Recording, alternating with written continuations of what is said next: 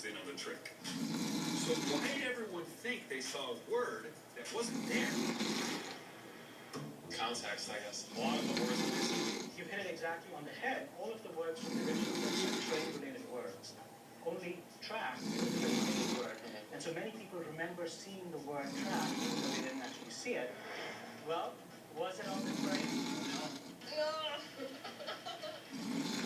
It makes me wonder what happens in everyday life. How we sort of associate words and seeing things and remembering things that didn't actually exist. It's a disturbing thought. Yeah, it is. Amazing.